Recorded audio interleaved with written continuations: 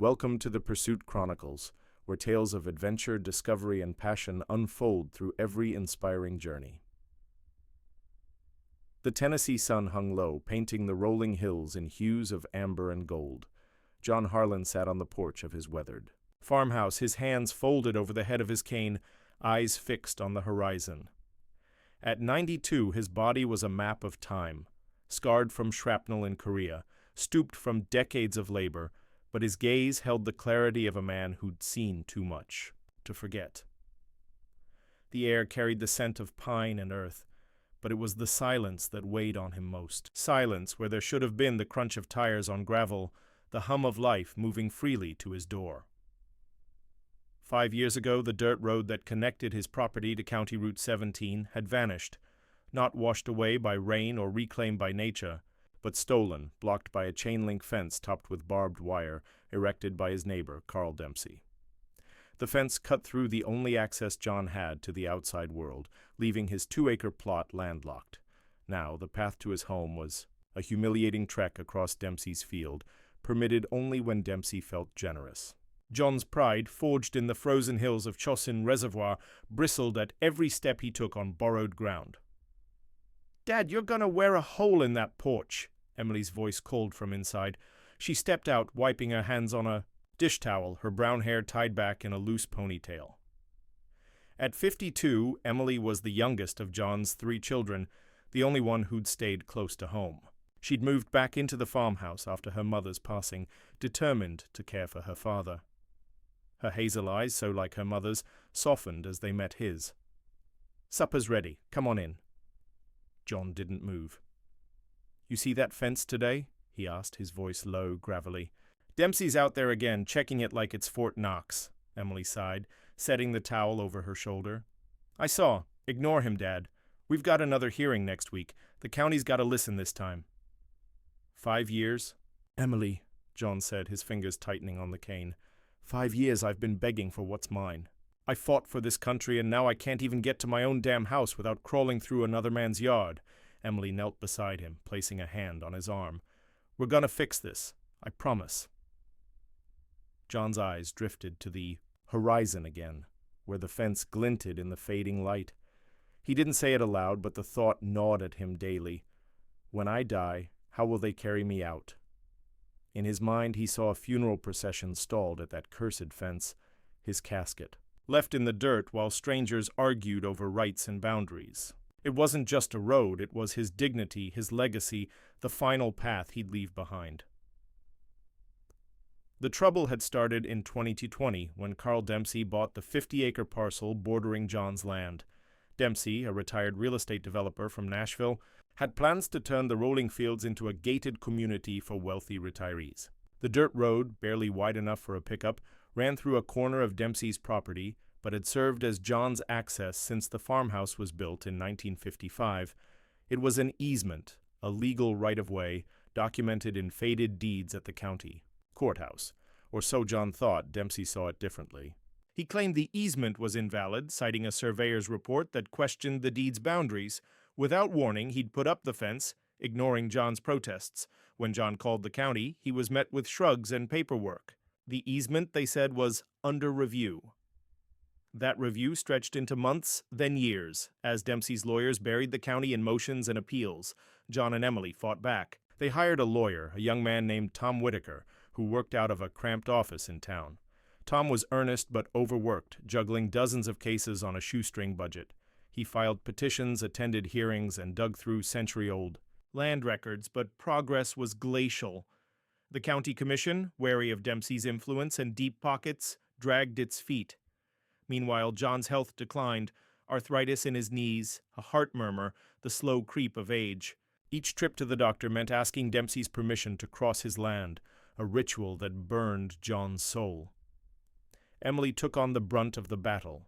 She wrote letters to the county, the state, even the Veterans Affairs Office, pleading for help. She spent evenings poring over legal documents, her kitchen table a chaos of maps and affidavits. But the system was a labyrinth, and Dempsey's wealth cast a long shadow. Rumors swirled that he'd donated heavily to local officials' campaigns, though no one could prove it. The next morning, John woke before dawn, as he had every day since the war. He shuffled to the kitchen, where Emily was already brewing coffee. The radio hummed with news of a storm rolling in, but John's mind was elsewhere. "I'm going to the courthouse today," he announced, his tone leaving no room for argument. Emily looked up, alarmed. "Dad, Tom said he'd handle it. You need to rest." "Rest?" John's voice sharpened. "I've been resting while they steal my road. I'm done waiting." Emily knew better than to argue when her father got like this. She drove him to the county courthouse, a squat brick building in the heart of town. The waiting room was crowded, farmers disputing taxes, couples filing for divorce, a young man arguing a traffic ticket. John sat ramrod straight, his silver star pinned to his jacket, a quiet declaration of who he was.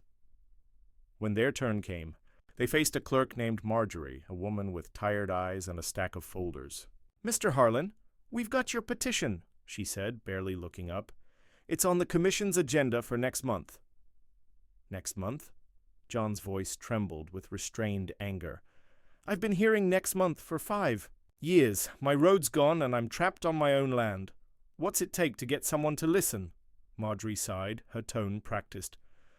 "I understand, sir, but there's a process. The easement's tied up in a title dispute. We can't move forward until—" "Process?" John cut her off, leaning forward. "I fought in Korea so folks like you could have a process. Now I'm 92 and I can't get to my home without begging. You tell me how that's right?" The room went quiet, heads turning. Marjorie flushed, unsure how to respond. Emily touched her father's arm, whispering, "Dad, let's go." Outside, John's shoulders slumped, the fire in his eyes dimmed, replaced by something heavier. Defeat. Emily drove home in silence, the weight of their fight pressing down like the storm clouds gathering overhead. That evening, as rain began to patter on the farmhouse roof, Emily sat at the kitchen table, drafting another letter. This one was to the governor's office, a long shot, but one she couldn't ignore. She described her father's service, the blocked road, the years of delays. Her pen shook as she wrote, "My father is a veteran who gave everything for this country. All he wants is a way home. Please, help us." John stood at the window, watching the rain. "You think they'll read it?" he asked, his voice barely audible. "They have to," Emily said, though doubt gnawed at her. "We're not giving up, Dad," he nodded, but his eyes stayed on the fence, a dark line cutting through the storm. For John Harlan, the road wasn't just dirt and gravel. It was a promise, one he'd fought for long ago, and one he'd fight for now, until his last breath. The rain had turned the Tennessee earth to mud by morning, and John Harlan's boots sank into the soft ground as he made his way to the edge of his property. The chain-link fence loomed ahead, its barbed wire crown glistening with raindrops. Beyond it, the dirt road, his road, stretched toward County Route 17, a ribbon of freedom now severed. John's breath came in shallow rasps, the damp air heavy in his lungs, but he stood tall, gripping his cane like a soldier's rifle. He wasn't here to cross into Dempsey's land today. He was here to remind himself what he was fighting for. Emily's voice broke the silence. "Dad, you're gonna catch your death out here." She appeared behind him, holding an umbrella, her coat speckled with mud. "Come back inside. Tom called. He's got news." John turned, his eyes lingering on the fence. "Good news or more excuses?" "Let's find out," Emily said, guiding him back to the farmhouse. Her tone was steady, but her heart raced. Tom Whitaker, their lawyer, had been chasing leads for weeks, and every call brought a flicker of hope and dread that it would fizzle out like the rest. Inside, the kitchen smelled of coffee and fresh biscuits. Emily set her phone on speaker as Tom's voice crackled through. "Morning, John. Emily, I've got something. The county's finally scheduled a public hearing for your easement case, 2 weeks from now. They're calling it a priority because of the media attention." "Media attention?" Emily frowned, glancing at her father. "What media?" Tom chuckled, a rare sound. "You didn't see? The Tennessee Herald ran a story yesterday about veterans' land disputes. Your case was front and center. Korean War hero trapped by neighbor's fence. It's got people talking. John's jaw tightened. He didn't like his name in papers, didn't want pity, but if it moved the needle, he'd stomach it. "What's this hearing gonna do?" he asked. "It's a chance to present your case directly to the county commission," Tom explained. "We'll show the easement's legal, prove Dempsey's. Fence is blocking your rights, but we need to be ready. Dempsey's team will come hard with their own evidence." Emily scribbled notes on a legal pad. "What do we need to bring?" "Everything," Tom said.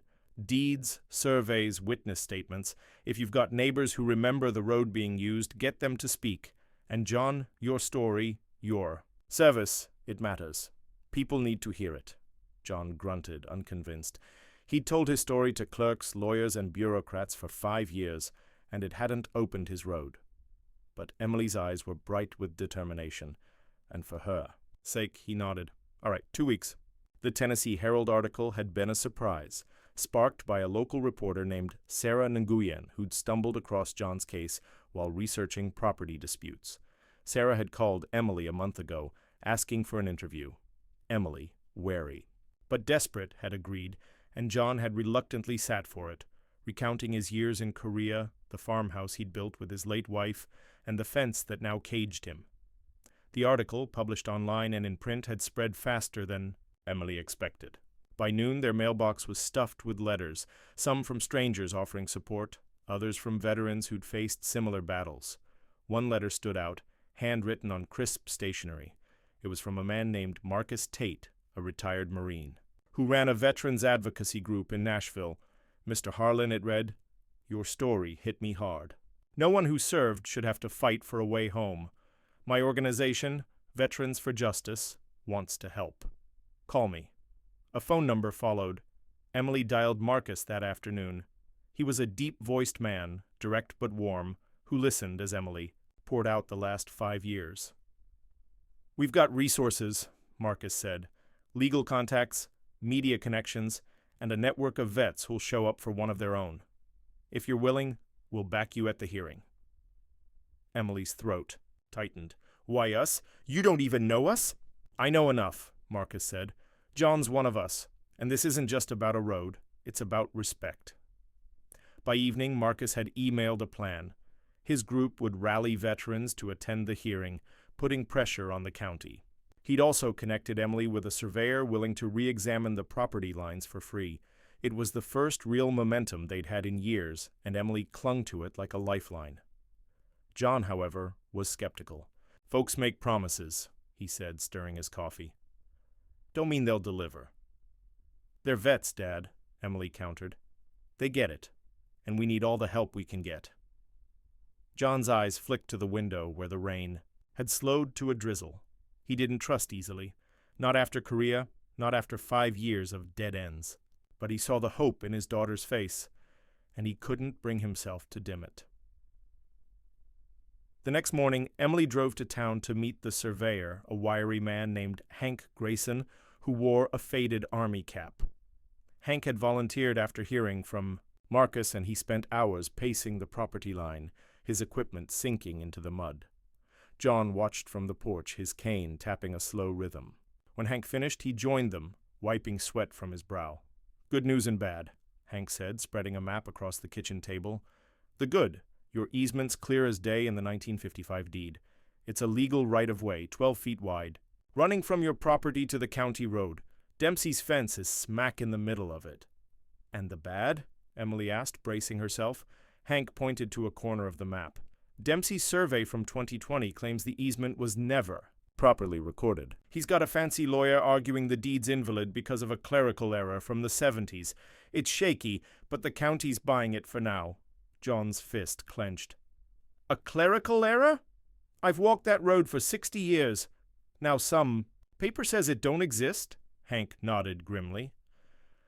"That's how they play it, but my survey backs your deed. If we present this at the hearing, it's solid evidence."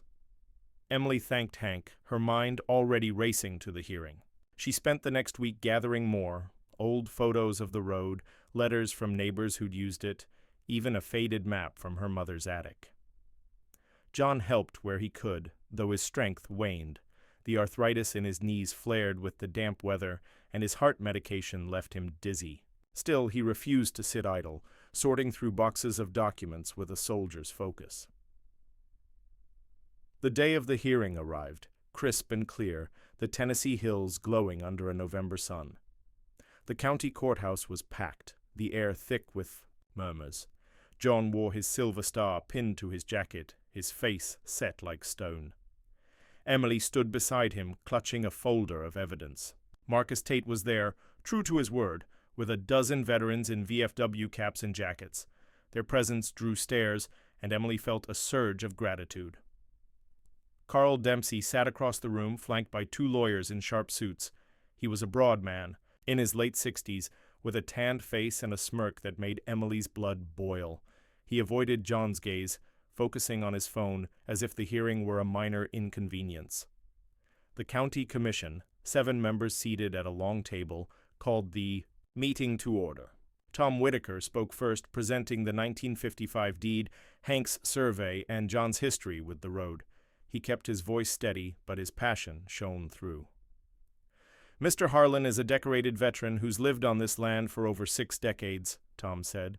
This easement is his legal right, confirmed by multiple records. Mr. Dempsey's fence is an illegal obstruction, and we ask the commission to order its removal. Dempsey's lawyer, a slick man named Richard Hale, stood next. He spoke for nearly 20 minutes, waving a stack of documents. The easement in question is based on a faulty deed, Hale argued. Our survey shows no record of a right-of-way in the county's modern files. Mr. Dempsey has every right to protect his property from trespass. John's hands shook as he listened, rage simmering. Emily squeezed his arm, whispering, "Stay. Calm, Dad. We've got this." When public comments opened, Marcus Tate took the floor. "I'm here with Veterans for Justice," he said, his voice carrying weight. "John Harlan fought for this country, and now he's fighting for a road to his home. How many of you would let a veteran be landlocked because of a paperwork error? We're watching, and we won't forget." A murmur rippled through the crowd. Several veterans stood, their faces grim, and the commissioners shifted uncomfortably. Emily spoke next, her voice trembling but clear. She recounted the last 5 years, the humiliation of crossing Dempsey's land, the endless delays, her father's fear of dying without a proper path. "This isn't just about a road," she said. "It's about my father's dignity. Please, do what's right." John was the last to speak. He rose slowly, leaning on his cane, and the room fell silent. "I'm 92 years old," he began, his voice rough but steady. "I fought in Korea, lost friends, carried wounds I'll never shake. All I'm asking is to live my last days on my land with a road to call my own. If that's too much for this county, then I don't know what I fought for." The silence that followed was heavy, broken only by a commissioner clearing his throat. The chairwoman promised a decision within 30 days, and the hearing adjourned. Outside, Marcus clapped John's shoulder. "You did good, sir. They felt that." John nodded, but his eyes were distant. 30 days. Another wait. Another promise. As Emily drove him home, the fence came into view, unchanged, unyielding. For the first time, John wondered if he'd live long enough to see it fall. The weeks following the county hearing dragged like a Tennessee winter, cold and unrelenting. John Harlan spent most days on his porch, his eyes fixed on the chain link fence that severed his world. The county's promise of a decision within 30 days hung over him like a storm cloud, its weight matched only by the ache in his knees and the murmur in his chest. At 92, time was a luxury he couldn't afford, and every sunrise felt like a borrowed gift. Emily kept busy, channeling her anxiety into action. She fielded calls from Marcus Tate's veterans group, answered emails from reporters, and pored over legal documents with Tom Whitaker. The Tennessee Herald article had sparked a small wave of attention. Local TV stations picked up the story, and a veterans podcast out of Knoxville invited John for an interview. Emily handled most of the outreach, shielding her father from the spotlight he distrusted. But the publicity came with a cost. Carl Dempsey's lawyers doubled down, flooding the county with new motions to delay the decision. One morning, as frost coated the fields, Emily found a letter slipped under the farmhouse door. It was unmarked, typed on plain paper, and its words sent a chill through her. Drop the easement fight, or you'll regret it. No signature, no return address. She showed it to John, expecting him to brush it off, but his face darkened. Dempsey, he muttered, crumpling the paper. He's scared, that's what this is. Dad, we don't know it's him, Emily said, though her gut agreed. I'm calling Tom. Tom advised them to file a police report, but the sheriff's deputy who visited was skeptical. No proof it's Dempsey, the deputy said, scribbling notes. Could be a prank. I'll keep an eye out, but don't expect much. Emily noticed the deputy's glance toward Dempsey's sprawling property, and she wondered how deep the man's influence ran. The threat, vague as it was, rattled Emily more than she admitted. She started locking the doors at night. A habit she'd never needed in rural Tennessee. John, however, seemed energized by it. Let him try, he said, his voice sharp. I've faced worse than a coward's letter. The county's decision came on a gray December afternoon, delivered in a curt email from the commission's clerk. Emily read it aloud to John, her voice faltering. The commission acknowledges the validity of the 1955 easement, but finds insufficient evidence to enforce it due to conflicting surveys. The matter is referred to civil court for resolution. John's cane hit the floor with a crack. Civil court? That's a death sentence for me, Emily. Dempsey's got money to burn. He'll drag this out till I'm gone. Emily's eyes stung, but she forced calm. We're not done, Dad. Tom's ready for court. Marcus's group is behind us. We'll fight. Fight, John echoed, his voice hollow. I'm tired of fighting, girl. I just want my road. That night, Emily couldn't sleep. She sat at the kitchen table, the anonymous letter staring back at her. The words, "You'll regret," it looped in her mind. She thought of her father's silver star pinned to his jacket at the hearing, and the stories he'd told of Korea. Men, freezing in foxholes, shrapnel tearing through flesh, the will to survive when hope was a ghost. If he could endure that, she could endure this. She opened her laptop and drafted a press release, channeling her anger into words. Korean War veteran faces new threat in fight for home access, she titled it, detailing the county's decision and the mysterious letter. She sent it to every news outlet she could find. By morning, the story had legs. The Tennessee Herald ran. A follow-up, and a Nashville TV station sent a crew to interview John. He spoke haltingly, his pride warring with exhaustion, but his words cut deep.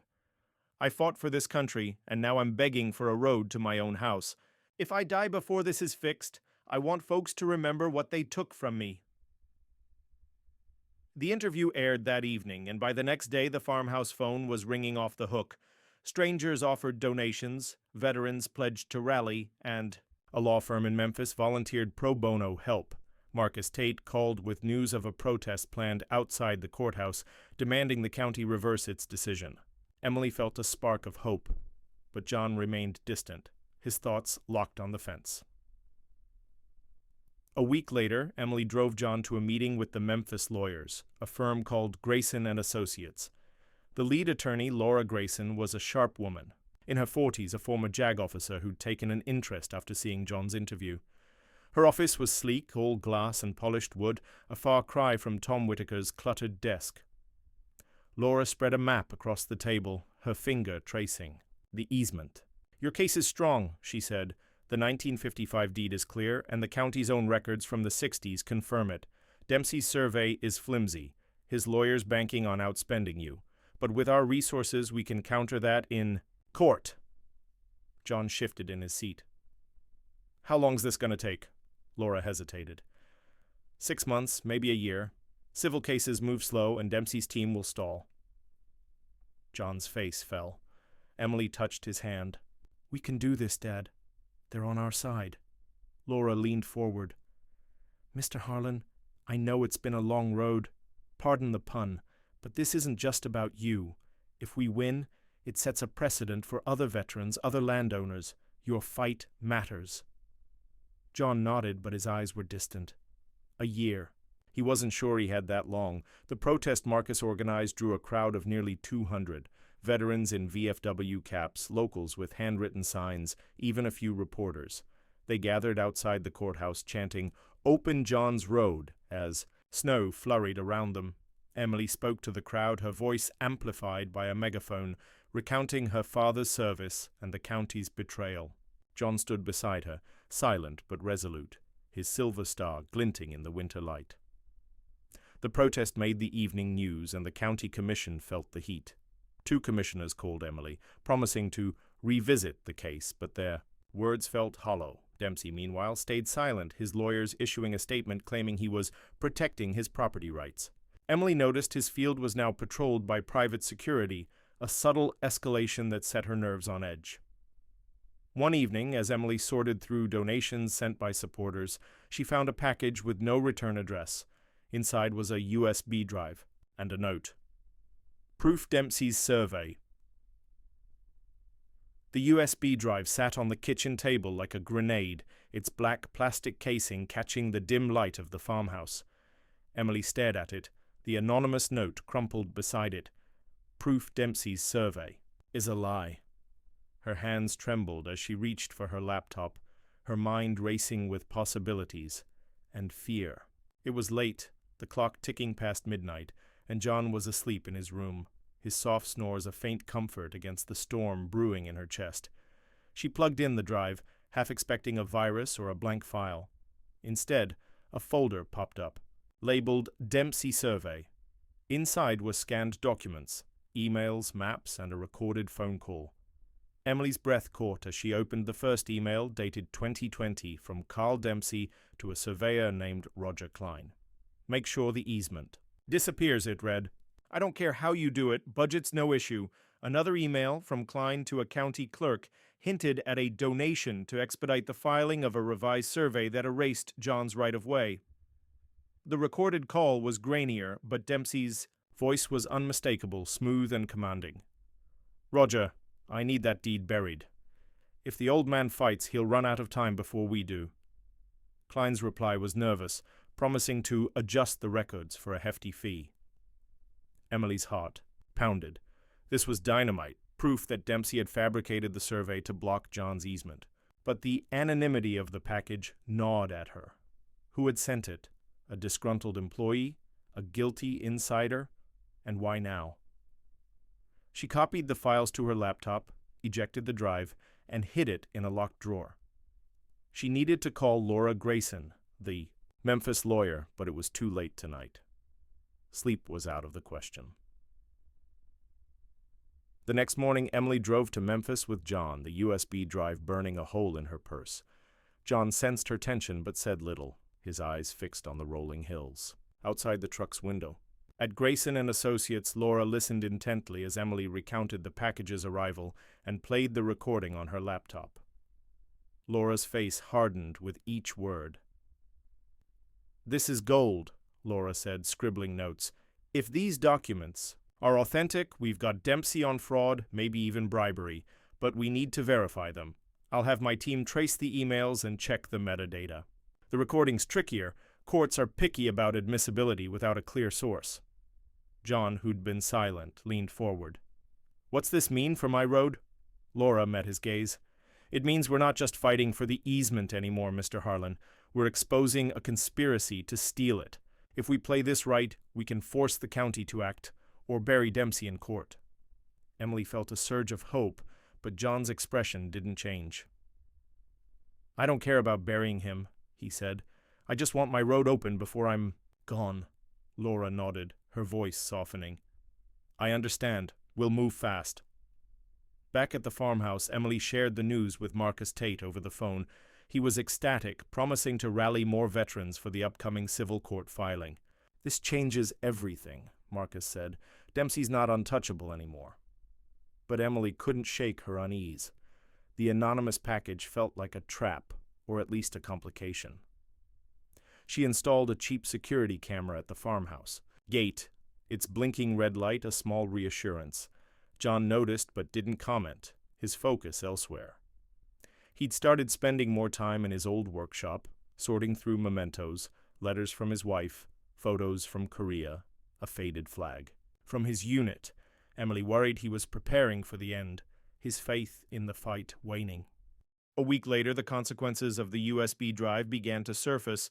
Laura's team confirmed the emails were genuine, traced to a server linked to Dempsey's real estate firm.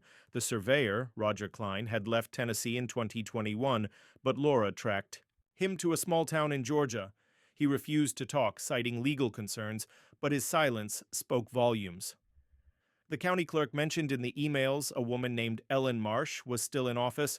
When Laura's investigator questioned her, Marsh claimed ignorance, but her nervous demeanor suggested otherwise. The evidence was enough for Laura to file a new motion in civil court, accusing Dempsey of fraud and seeking an injunction to remove the fence immediately. She also sent a copy to the Tennessee Herald, which published a bombshell article, "Land Developer Accused of Faking Survey to Block Veterans Road." The story went viral, shared across social media by veterans groups, and picked up by national outlets. Protests outside Dempsey's Nashville office drew dozens, their signs reading "Justice for John" and "Vets Deserve Better." Dempsey's response was swift and brutal.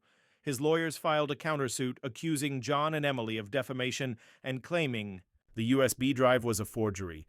They demanded $500,000 in damages, a sum that made Emily's stomach churn.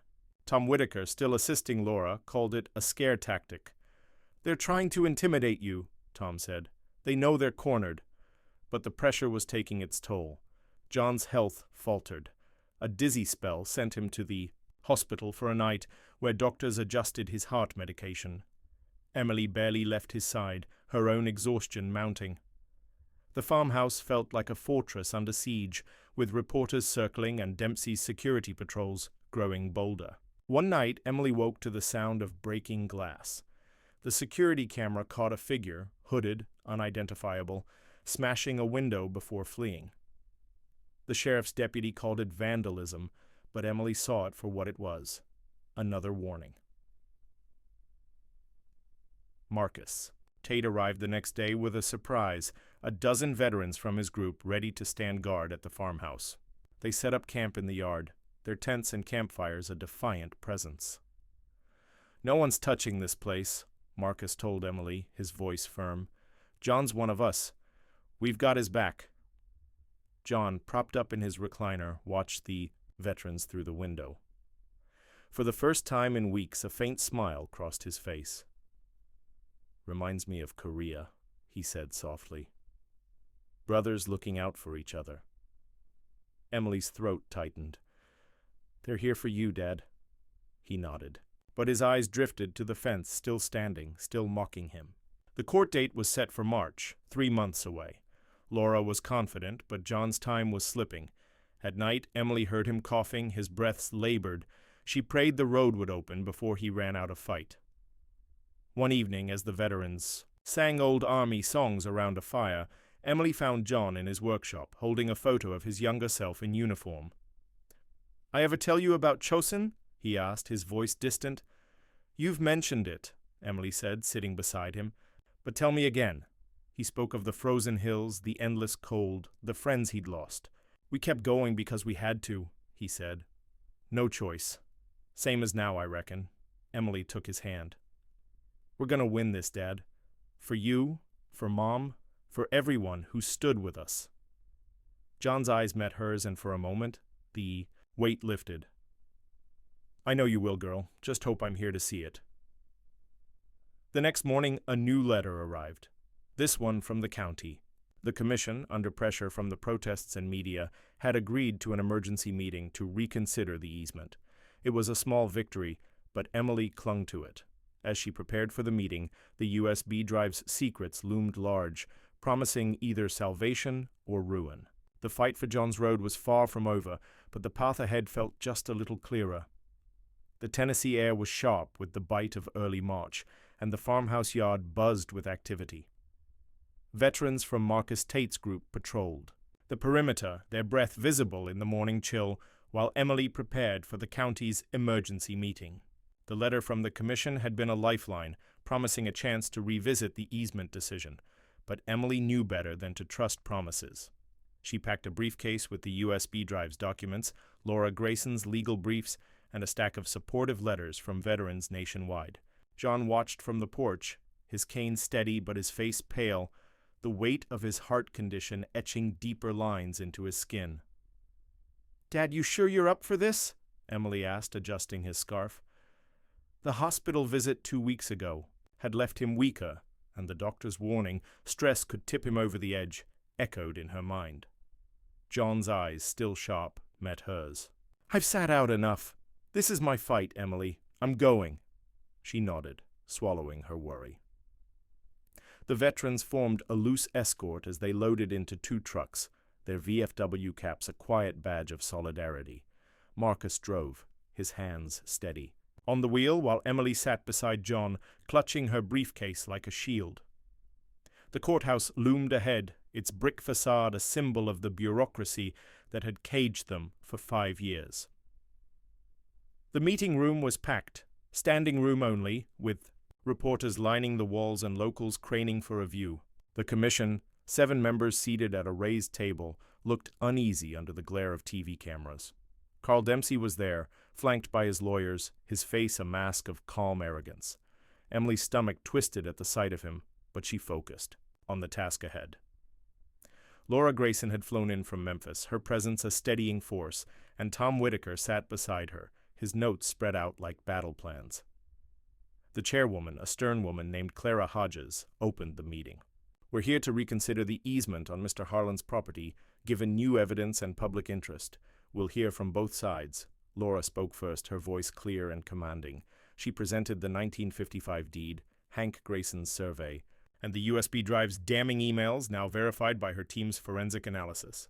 "Mr. Dempsey's survey was fabricated," she said, projecting the emails on a screen. "He paid to erase a legal easement, blocking a 92-year-old veteran's access to his home. This isn't a dispute. It's fraud," murmurs rippled through. The crowd. A reporter scribbled furiously, and Marcus's veterans nodded in approval. Dempsey's lawyer, Richard Hale, stood next, his tone slick. "These so-called emails are unverified and inadmissible," he argued. "Mr. Dempsey has acted within his rights to protect his property. This is a civil matter, not a county issue." The debate dragged on, with Laura countering Hale's claims and presenting witness statements from neighbors who'd used the road decades ago. Emily spoke next, her voice trembling but resolute. "My father served this country, and now he's trapped on his own land. Every day he looks at that fence. It's a reminder of what's been stolen. You have the power to fix this. Please don't make him wait any longer." John was last. He rose slowly, leaning on his cane, and the room fell silent. "I'm 92, he said, his voice rough but steady. "I fought in Korea, saw men die for this country. All I'm asking is to live my last days with dignity, with a road to my home. If you can't give me that, what's all this for?" He gestured at the room, the commissioners, the American flag in the corner. A heavy silence followed. Clara Hodges cleared her throat. "We'll deliberate and announce. A decision by end of day." The wait was agonizing. Emily and John sat in a courthouse hallway, surrounded by Marcus's veterans, who shared stories to pass the time. John listened quietly, his thoughts drifting to Korea, the frozen nights, the comrades he'd buried. He'd survived that, he told himself. He could survive this, but his chest felt tight and each breath was a small battle. At dusk the commission reconvened. Clara Hodges read the decision. "Based on new evidence, we find the 1955 easement valid and enforceable. Mr. Dempsey is ordered to remove the fence within 30 days, pending no further legal challenges." The room erupted, cheers from the veterans, gasps from reporters. Emily hugged John, tears streaming down her face. "We did it, Dad," she whispered. John nodded, but his expression was guarded. 30 days. Another wait.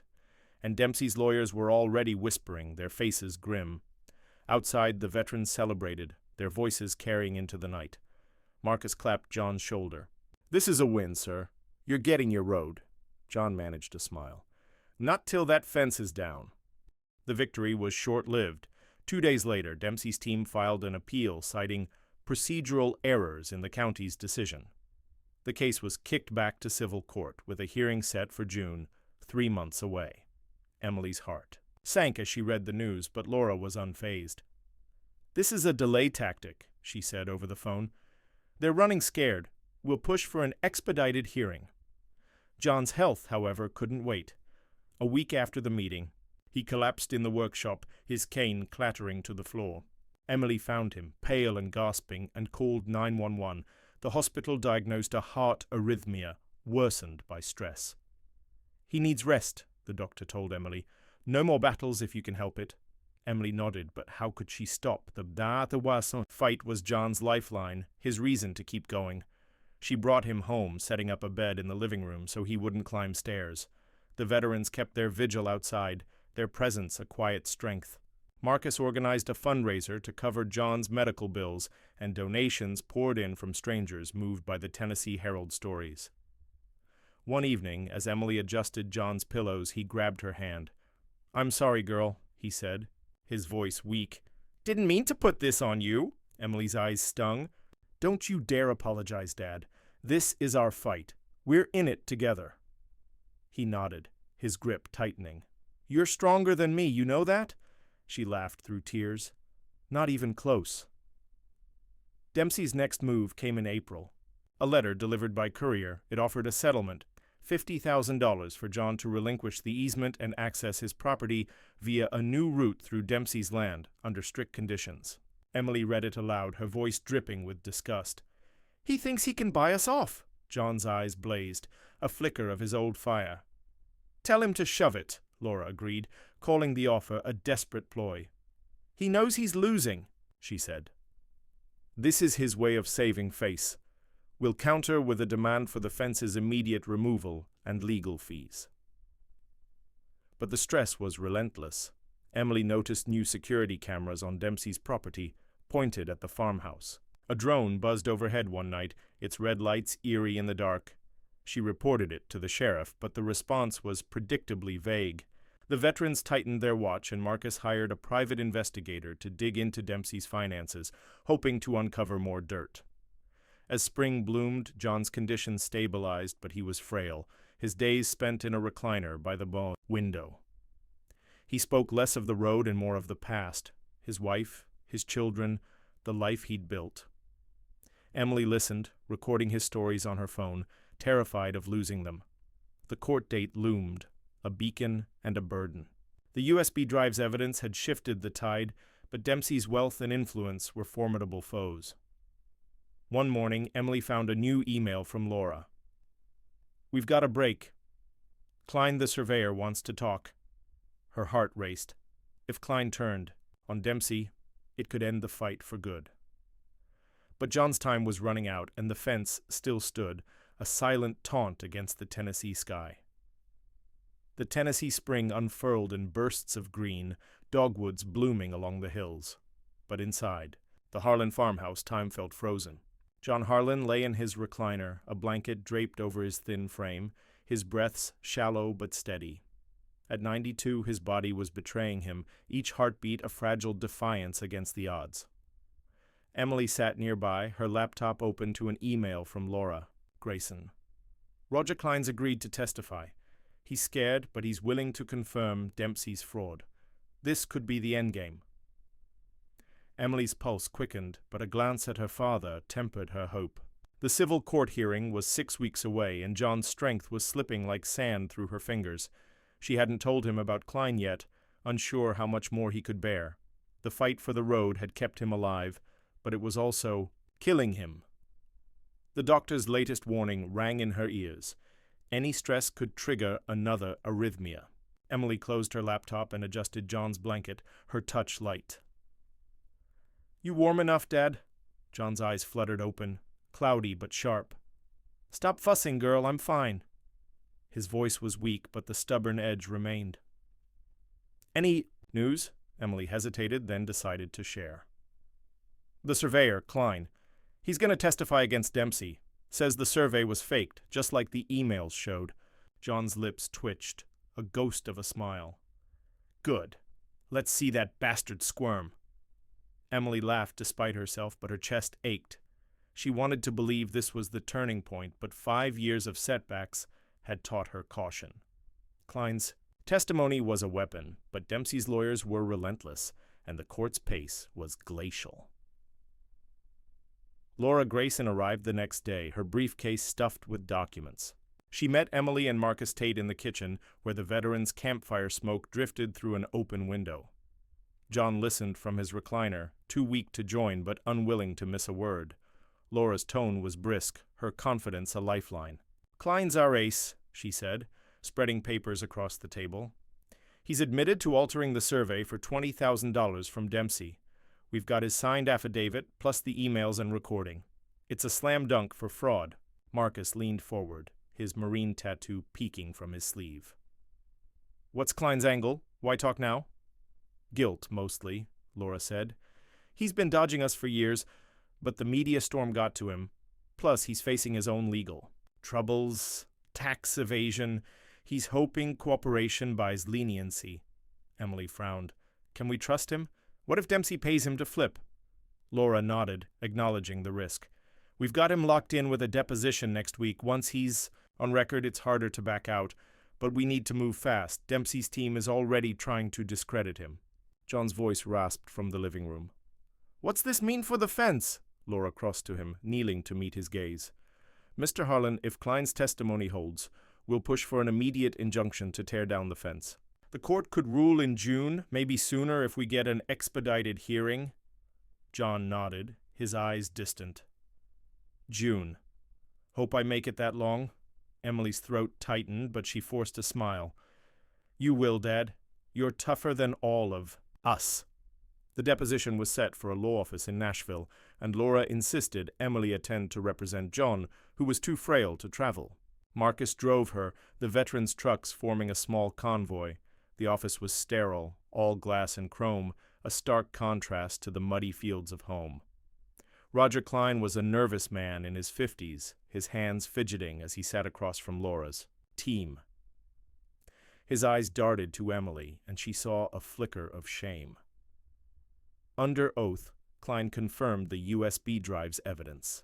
"Dempsey hired me to make the easement disappear," he said, his voice low. "He didn't care about the deed, said the old man wouldn't last long enough to fight it. I faked the survey, filed it with the county, got paid through a shell. Company." Laura pressed him on details, dates, payments, county contacts.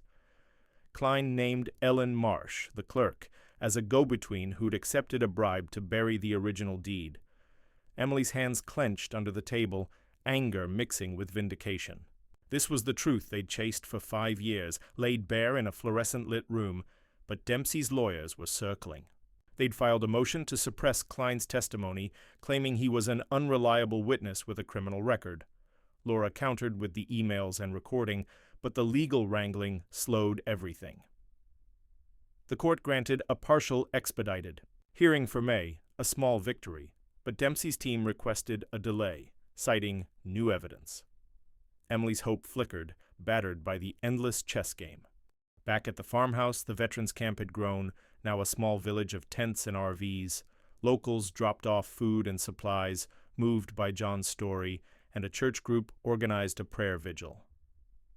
The Tennessee Herald ran weekly updates, and a national veterans organization launched a petition that gathered 50,000 signatures. The pressure was mounting, but so was the danger.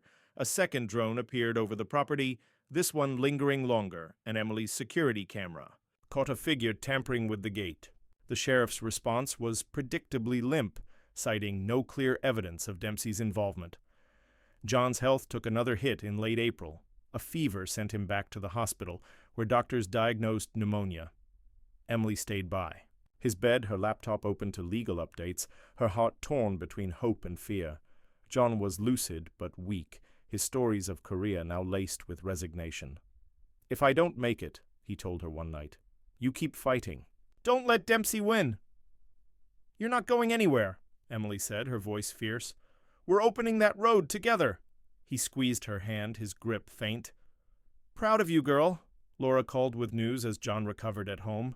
The court had denied Dempsey's delay, and the May hearing was confirmed. Klein's deposition was admitted, and the judge requested a site visit to inspect the fence. It was the biggest break yet, but Emily felt the clock ticking. John's pneumonia lingered, his cough a constant reminder of his fragility. The veterans tightened their watch, and Marcus hired a second investigator to tail Ellen Marsh, hoping to uncover more on her role. One evening, as Emily sorted through donations, she found a letter slipped under the door. No postmark, just her name in block letters. Inside was a single sentence. "Klein's not the only one who can talk." Her pulse raced. Another whistleblower? A trap? She showed it to Marcus, who frowned. "Could be someone in Dempsey's circle cracking," he said. "Or he's playing us. Either way, we're close. He's rattled." Emily shared the note with Laura, who urged caution but sent her investigator to dig deeper. The farmhouse felt like a battlefield, the air thick with anticipation. John, propped up in his recliner, watched the veterans' campfires through the window. "Reminds me of waiting for a fight," he said softly. "You never know till it starts." Emily nodded, her eyes on the fence, its barbed wire glinting in the dusk. The hearing was 3 weeks away, and Klein's testimony was their best shot.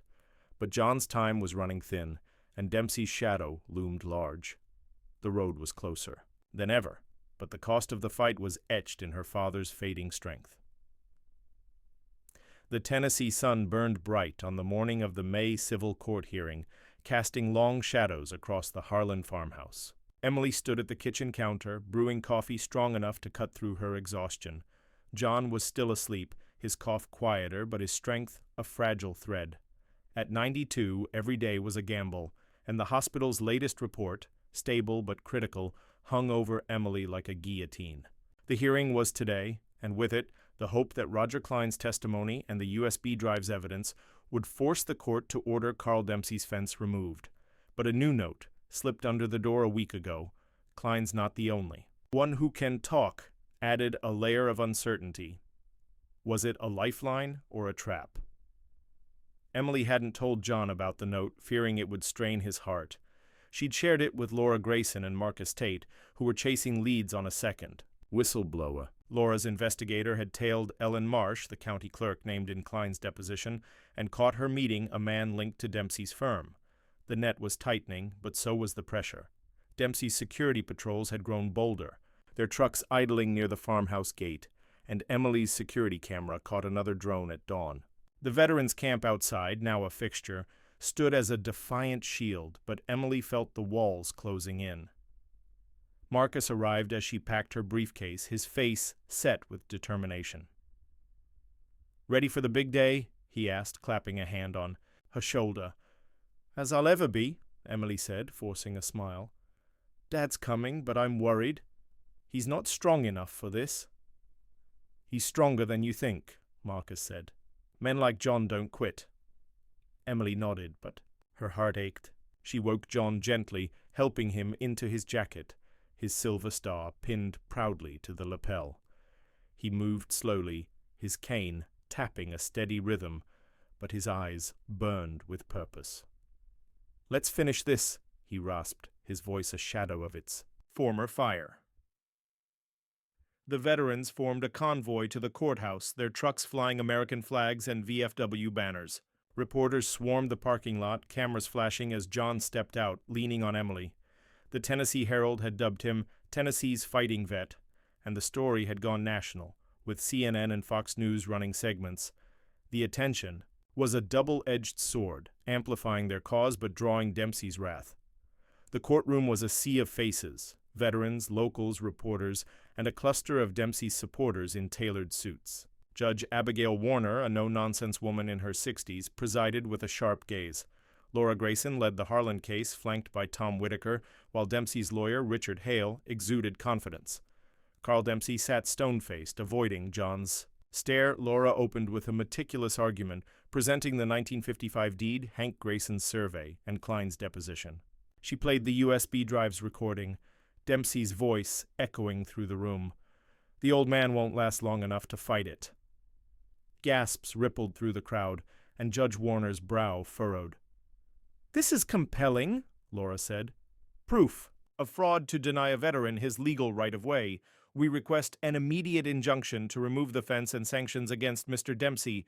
Hale countered with a barrage of objections, calling Klein a discredited opportunist, and the recording manipulated. He produced a new survey, claiming it superseded the 1955 deed, and accused the Harlans of orchestrating a media circus to sway the court. Emily's fists clenched, but Laura remained calm, dismantling Hale's arguments with forensic evidence. From the emails, Klein took the stand, his hands trembling but his voice steady. "I faked the survey for Dempsey," he said. "He paid me $20,000 to erase the easement. Ellen Marsh at the county helped file it for a cut." The courtroom buzzed, and Hale's objections grew frantic. Judge Warner silenced him, her eyes locked on Klein. "You understand perjury is a serious crime, Mr. Klein?" she asked. "Yes, ma'am," Klein said, swallowing hard. "I'm telling the truth." Emily glanced at John, whose face was pale but resolute.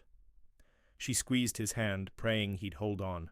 The hearing stretched into the afternoon, with testimony from neighbors confirming the road's use and a county surveyor validating the 1955 deed.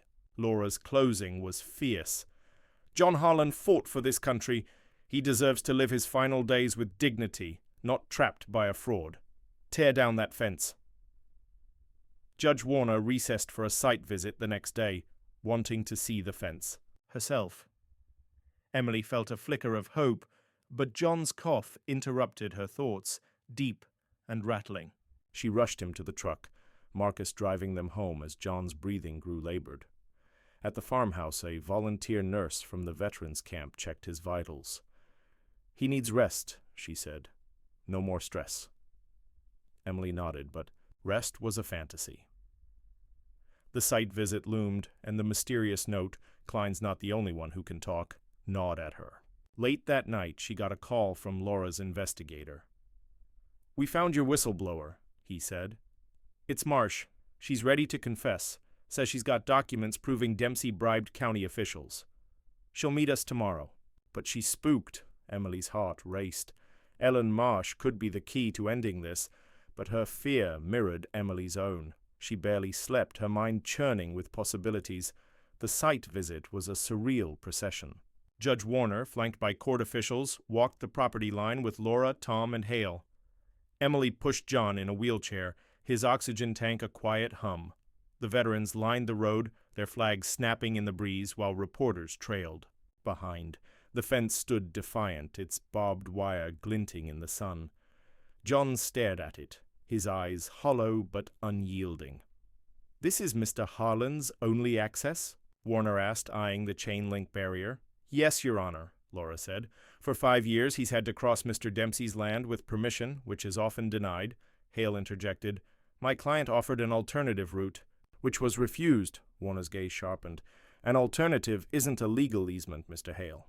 As the group moved, Emily spotted a woman lingering near the courthouse van, Ellen Marsh, her face pale, clutching a manila envelope.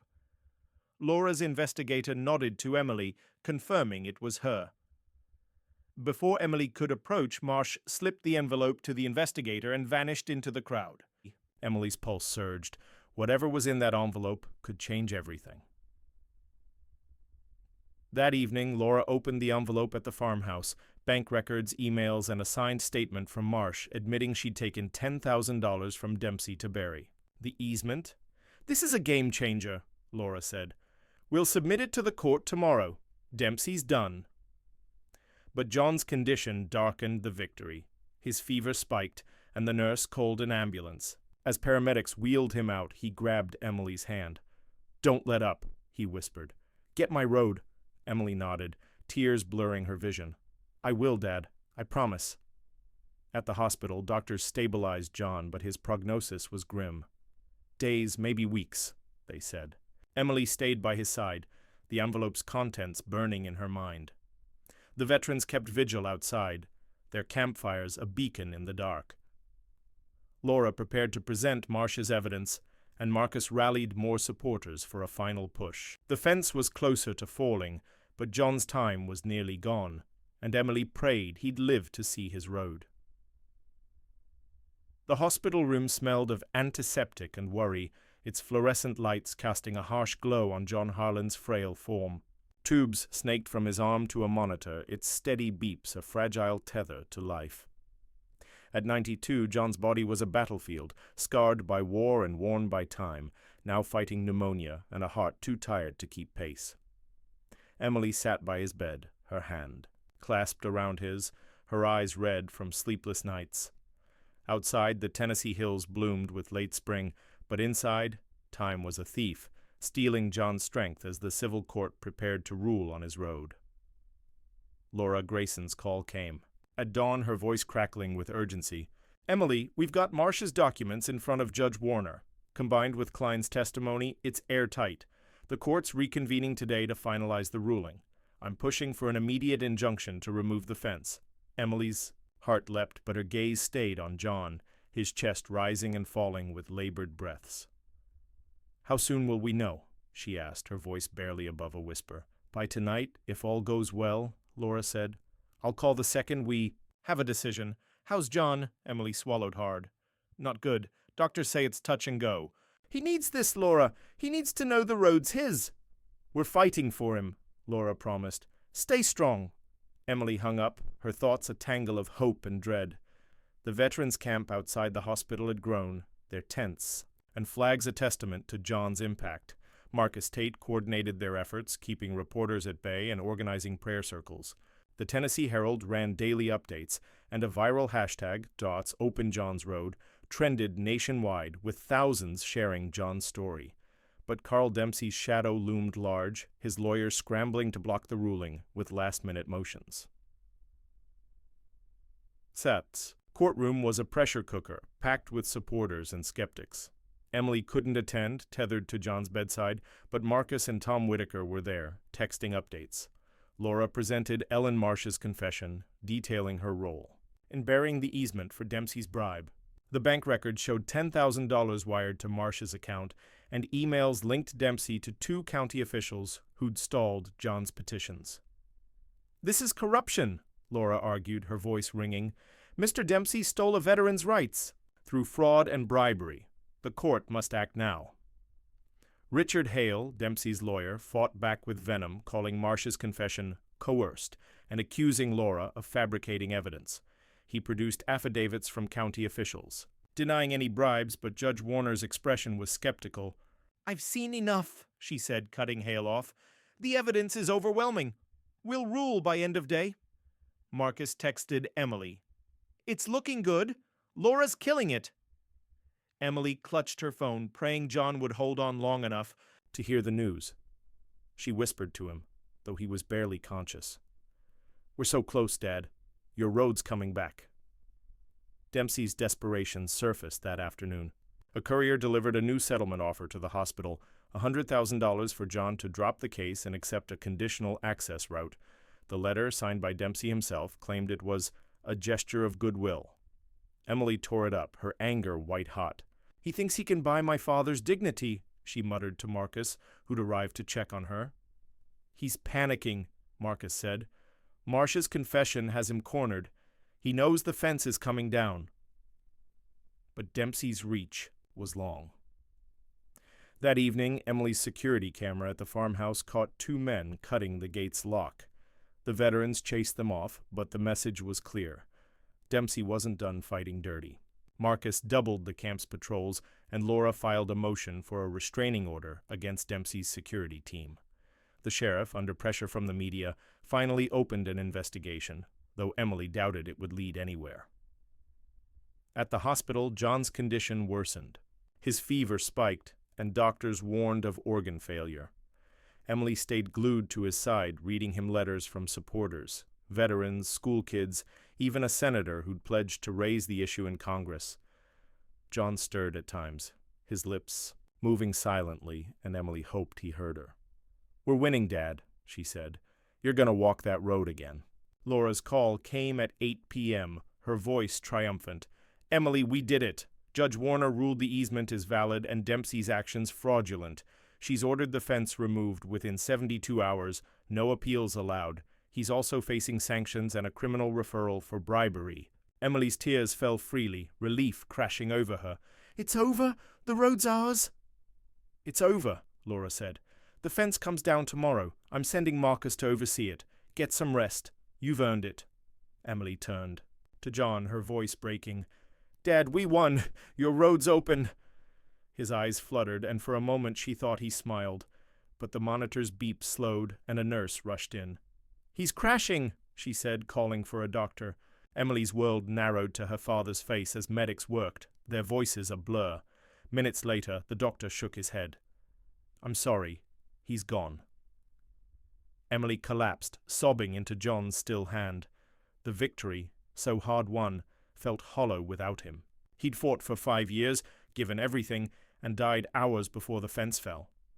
She clutched his silver star, pinned to his hospital gown, and whispered, "I'm so sorry, Dad." The next morning, the fence came down. Marcus and the veterans gathered at the property, their faces grim but resolute.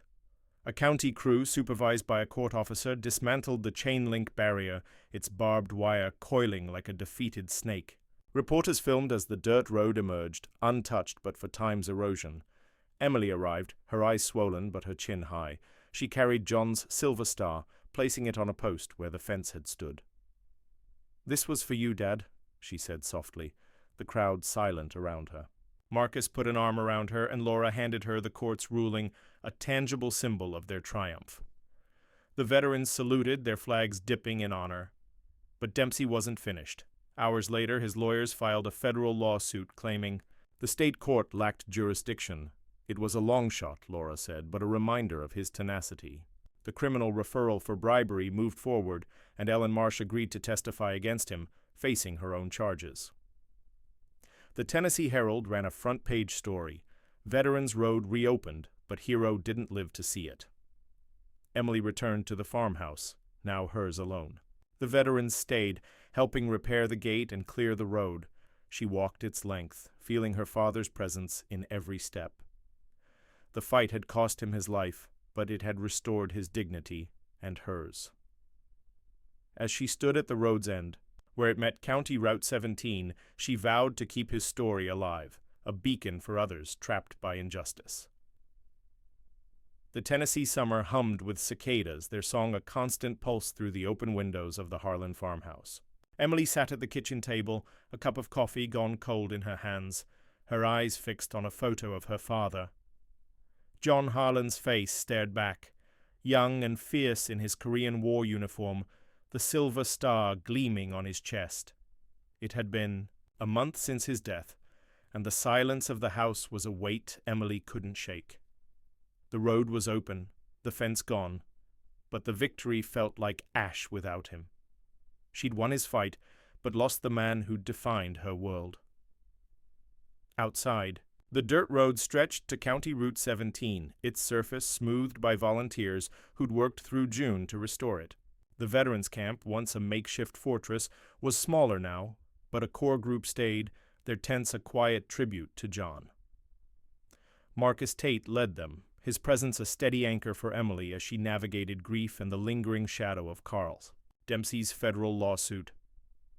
The Tennessee Herald called John's story a triumph, but Emily knew the battle wasn't over, not while Dempsey's wealth and spite still loomed. Laura Grayson's latest update had come that morning via a tense email. Dempsey's federal suit claims the state court overstepped its authority. "It's a Hail Mary, but he's got top-tier lawyers. We're filing to dismiss, and the criminal case against him for bribery is moving forward. Stay strong." Emily clung to the words, but each legal twist felt like a fresh wound. She wanted to honor her father's victory, not fight to defend it. The community rallied around her, their support a lifeline. A local church organized a memorial for John, held on the newly opened road. Hundreds attended, veterans, neighbors, strangers moved by his story. Marcus spoke, his voice thick with emotion. John Harlan was a hero, not just in Korea, but here, fighting for what was right. This road is his legacy, and we'll protect it. Emily placed a plaque at the road's edge, engraved with John's name and service, funded by donations from across the country. As she unveiled it, tears fell, but she stood tall, feeling her father's pride. The veterans group, Veterans for Justice, launched a campaign to rename the road Harlan Way, petitioning the county with 10,000 signatures. The commission, still stung by their role in the 5-year delay, fast-tracked the request, and a ceremony was set for August. Emily agreed to speak, though the thought of facing a crowd without John was daunting. She spent evenings writing her remarks, her pen pausing over memories, his stories of Chosin, his stubborn laugh, the way he'd squeezed her hand in the hospital, urging her to keep fighting. But Dempsey's shadow crept closer. His federal lawsuit, filed in a Nashville court, sought to reinstate the fence, arguing the easement violated his property rights. Laura called it legal nonsense, but the case drew attention, with Dempsey's PR team spinning him as a victim of a veteran-led witch hunt. He hired a crisis management firm, and slick ads appeared online, painting him as a philanthropist wronged by a greedy family. Emily's blood boiled, but Laura urged restraint. "He's trying to provoke you," she said. "Let the court handle him." The criminal case offered hope. Ellen Marsh, the county clerk, had pleaded guilty to accepting bribes and was cooperating. With prosecutors, her testimony implicated Dempsey and 2 county officials, whose resignations rocked the local government. The Tennessee Herald ran exposés, and the FBI opened an investigation into Dempsey's broader dealings, uncovering shady land deals across the state. Emily followed the news, her anger tempered by exhaustion. Justice was coming, but it couldn't bring John back. One July morning, Emily found a package on the porch. No return address. Her heart skipped, memories of the USB drive and anonymous notes flooding back. Inside was a handwritten letter and a small worn journal. The letter read, "I worked for Dempsey in 2020. This was my boss's journal. He kept notes on the Harlan case. I'm sorry I stayed silent so long." The journal, penned by Dempsey's former assistant, detailed meetings where Dempsey boasted about burying the old man and bribing officials. It wasn't court admissible, but it was another piece of the puzzle. Emily sent it to Laura, who was ecstatic. "This corroborates Marsh's testimony," she said. "It's not enough to win the federal case, but it'll keep the pressure on Dempsey's criminal charges." The investigator tracked the sender, a woman named Carla Evans, who'd left Dempsey's firm in 2021. Carla agreed to meet, her voice shaky over the phone. "I saw what he did to your dad," she told Emily. "I couldn't live with it anymore." Carla's story was a turning point. She provided emails and texts admissible in court, showing Dempsey's direct orders to manipulate the county. Laura filed them in the federal case, strengthening their motion to dismiss. The veterans amplified Carla's courage, sharing her story online, and Darsh Open John's Road trended again, with calls for Dempsey's arrest. Emily felt a flicker of her father's fire, a reminder that his fight lived on. The renaming ceremony for Harlan Way was a bittersweet triumph. The road gleamed under a clear August sky, lined with flags and flowers. Veterans stood at attention, their salutes crisp, while locals and reporters filled the crowd. Emily took the podium, her voice steady despite the ache in her chest. "My father fought for this road because it was more than dirt," she said. "It was his dignity, his home, his right. He didn't live to see it open, but he's here, in every step we take on Harlan Way." The crowd applauded, tears streaking many faces. Marcus unveiled a signpost, Harlan Way, named for John Harlan, Korean War hero, and Emily placed a wreath beside it, her father's silver star resting atop. For a moment she felt him beside her, his gruff voice whispering, "Good job, girl." But Dempsey's lawsuit cast a pall. The federal court set a hearing for September, and Laura warned it could drag on, even if dismissed. Dempsey's wealth fueled endless appeals, and his security team lingered near the road, a silent threat. The veterans patrolled Harlan Way, and Marcus hired a lawyer to sue Dempsey for harassment, citing the drones and gate tampering. Emily felt trapped in a war her father had already won. One evening, as she sorted John's belongings, Emily found a letter he'd written years ago, tucked in his workshop. "Emily," it read, "if I don't make it, know you're my strength. This road's for you as much as me. Keep it open, no matter what," she sobbed, clutching the paper, her resolve hardening. Dempsey could fight, but she'd fight harder. The FBI's investigation gained traction, with rumors of an indictment looming.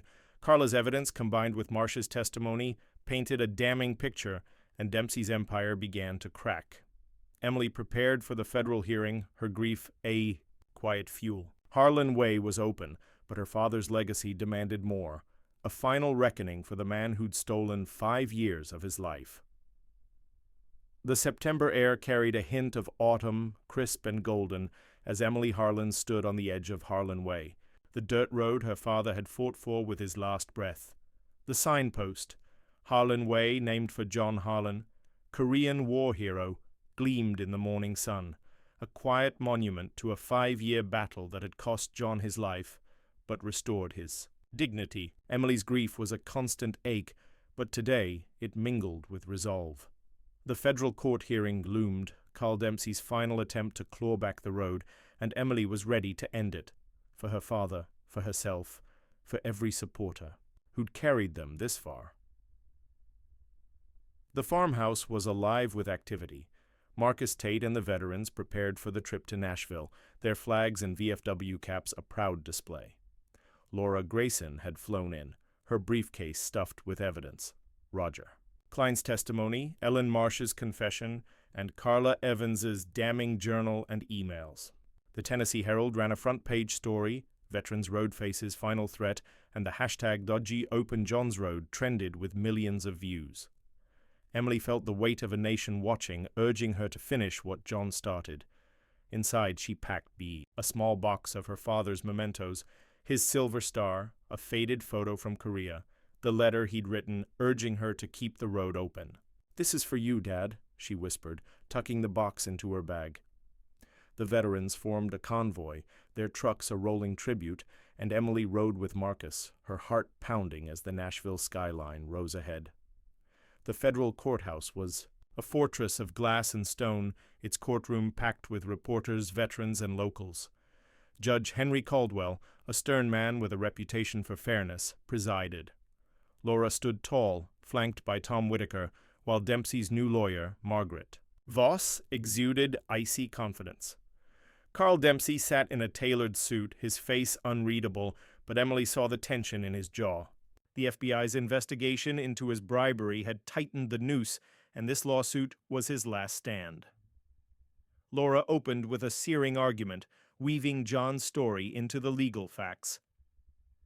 John Harlan, a 92-year-old Korean war hero, fought for 5 years to reclaim his legal easement, she said.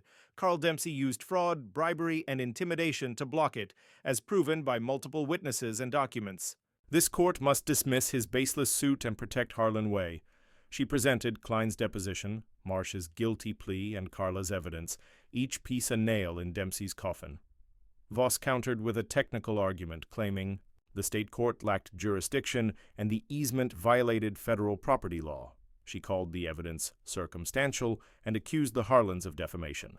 But her words rang hollow against Laura's meticulous case, and Judge Caldwell's questions were sharp, probing Voss's weak points. "You're asking me to overturn a state ruling based on speculation," he said. "Show me precedent," Emily testified, her voice steady despite the lump in her throat. "My father died hours before the fence came down," she said, holding up his silver star. "He fought for this road because it was his home, his right. Mr. Dempsey stole 5 years of his life, and now he's trying to steal his legacy. Please, let Harlan Way stand." The veterans in the gallery stood saluting silently, and reporters scribbled furiously. Marcus whispered to Emily, "You did him proud." But Emily's eyes stayed on Dempsey, searching for a crack in his facade. For the first time she saw fear. The ruling came faster than expected, delivered at dusk. Judge Caldwell's voice was firm. "The plaintiff's claims lack merit. The state court's ruling is upheld, the easement is valid, and the fence will remain down. Mr. Dempsey's actions constitute fraud, and this court refers his conduct to federal prosecutors for further review. He dismissed the lawsuit with prejudice, barring future appeals." The courtroom erupted, cheers from the veterans, gasps from reporters. Emily hugged Laura, tears streaming down her face. "It's really over," she whispered. Marcus clapped her shoulder, his eyes shining. "John's smiling somewhere, Emily." Dempsey slipped out, his lawyers trailing, but the damage was done. The FBI indicted him the next day, charging him with bribery, fraud, and obstruction. Ellen Marsh's testimony, combined with Carla's evidence, unraveled his empire, and his real estate firm collapsed under lawsuits and bad press. The Tennessee Herald ran a headline, "Justice for Harlan. Developer faces prison as road stays open. Emily returned to the farmhouse, the veterans' convoy trailing her. Harlan Way was quiet, its dirt packed firm by countless feet. She walked, its length carrying John's silver star, and paused at the signpost. "We did it, Dad," she said, her voice breaking. "Your road's free." The months that followed were a time of healing. The veterans' camp disbanded, but Marcus stayed in touch, helping Emily turn the farmhouse into a community hub. She started a nonprofit, the John Harlan Foundation, to help veterans and landowners fight property disputes. Donations poured in, and the road became a pilgrimage site, with visitors leaving flags and stones at the plaque. A documentary crew filmed John's story, premiering it at a Nashville festival to standing ovations. Dempsey's trial was swift. He pleaded guilty to reduced charges, avoiding a long sentence but losing his fortune and reputation. He left Tennessee, a broken man, his name synonymous with greed. Emily felt no joy in his fall, only closure. Her father's fight had exposed a system that failed the vulnerable, and she vowed to carry his torch. On the first anniversary of John's death, Emily held a ceremony on Harlan Way. Veterans, neighbors, and supporters gathered, their flags snapping in the breeze. She spoke of her father's courage, his sacrifice, and the road that bore his name. "This isn't just a road," she said, echoing her words from the renaming. "It's a promise, to fight for what's right. No matter the cost." As the crowd dispersed, Emily lingered, her hand on the signpost. The sun dipped low, painting the hills in amber, and she felt John's presence, his gruff laugh, his unyielding spirit. Harlan Way stretched before her, open and enduring, a testament to a hero's last stand. Emily smiled, her grief softer, now, and walked home, ready for whatever came next. Thank you for joining the Pursuit Chronicles. Keep chasing your dreams and explore new horizons with us.